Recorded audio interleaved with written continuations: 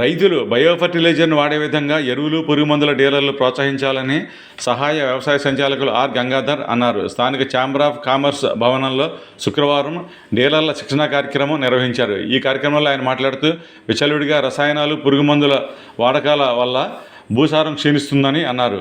ఈ పరిస్థితిని నివారించి భూమాతను కాపాడుకోవాల్సిన బాధ్యత ఉందని ఆయన అన్నారు. నా పేరు గంగాధర్ రావు. తాడేపల్లిగూడెం వ్యవసాయ సబ్ డివిజన్లో అసిస్టెంట్ డైరెక్టర్గా నేను పనిచేస్తున్నాను. మన ప్రభుత్వం వ్యవసాయానికి ఎంతో ప్రాధాన్యత ఇస్తుంది. మన వ్యవసాయ రంగాన్ని బలోపేతం చేయడానికి, రైతుల సంక్షేమానికి కూడా కట్టుబడి ఉన్నది. మరి ఈ దాంట్లో వ్యవసాయంలో రైతులకి నాణ్యమైన విత్తనాలు, ఎరువులు, పురుగు మందులు అందించాలి. మరి ఈ క్రమంలో వాటి నాణ్యత చాలా అవసరము, వాటి నియంత్రణ చేయాల్సిన అవసరము, దానికి సంబంధించిన చట్టాల మీద కూడా పూర్తి అవగాహన అనేది అవసరం. మరి చట్టాల మీద పూర్తి అవగాహన లేకపోతే మరి రైతులకి ఇచ్చే దాంట్లో కూడా సరైన ప్రొడక్ట్స్ రాకపోవచ్చు. నాణ్యత లోపించినప్పుడు రైతులు నష్టపోయే పరిస్థితి ఉన్నది. కాబట్టి అటువంటి జరగకుండా ఉండాలి అంటే మన డీలర్స్ అందరూ కూడా, అది ఈ డీలర్స్ ఎరువులకి కానీ పురుగు మందులు అమ్మేటప్పుడు చాలా నియమ నిబంధనలు పాటించాలా. చట్టాలు ఉన్నాయి, దానికి చట్టాలు పురుగు మందులకు సంబంధించి ఇన్సెక్టిసైడ్స్ యాక్ట్ 1968 అన్నది ఉన్నది. అలాగే ఎరువులకు సంబంధించిన చట్టము ఏంటంటే దాన్ని ఫెర్టిలైజర్ కంట్రోల్ ఆర్డర్ 1985 అంటారు. సో ఇందులో నియమ నిబంధనలు పాటించాలి. పాటించినప్పుడు మాత్రమే నాణ్యమైనవి అందుతాయి. ఈ మధ్య కాలంలో చాలా సవరణలు రావడం జరిగింది.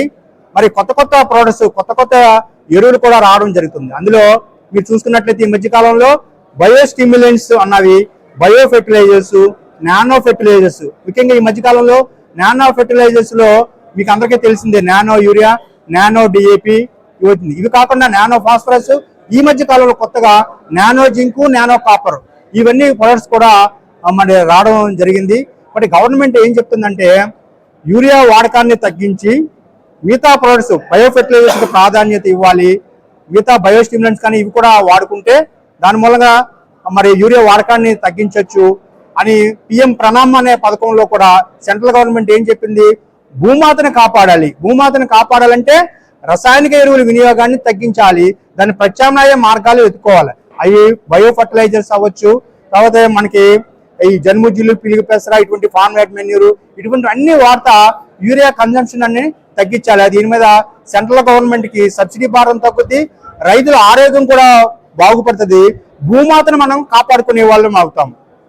ఆ భూమాతని మనం కాపాడుకున్నట్లయితే మనం ఎక్కువ కాలం సుస్థిరమైన వ్యవసాయం చేయడానికి కూడా అవకాశం ఉంటుంది. కాబట్టి ఈ రోజు నేను వీటి మీద పూర్తి అవగాహన, చట్టాలలో వచ్చిన సవరణల మీద పూర్తి అవగాహన కల్పించే కార్యక్రమంలో మరి తాడేపల్లిగూడెం సబ్ డివిజన్ లో ఉన్న 3 మండలాలకు సంబంధించిన సుమారు 100 మంది పైన డీలర్స్ ఈ రోజు రావడం జరిగింది. వీళ్ళందరూ కూడా శిక్షణలో పాల్గొని దీని మీద చాలా విషయాల మరి అవగాహన చేసుకుంటున్నారు. ఈ విధంగా ఈ కార్యక్రమం అన్నది మరి మధ్యాహ్నం 3 గంటల వరకు అన్ని విషయాలు వాళ్ళకి చెప్పిన తర్వాత వాళ్ళని పంపించడం జరుగుతుందండి. మరి అందరూ కూడా చాలా ఆసక్తికరంగా వింటున్నారు. మరి వారితో పాటు మా అధికారులు అందరూ కూడా ఈ రోజు 3 మండల అగ్రికల్చర్ ఆఫీసర్స్ కూడా పార్టిసిపేట్ చేశారు.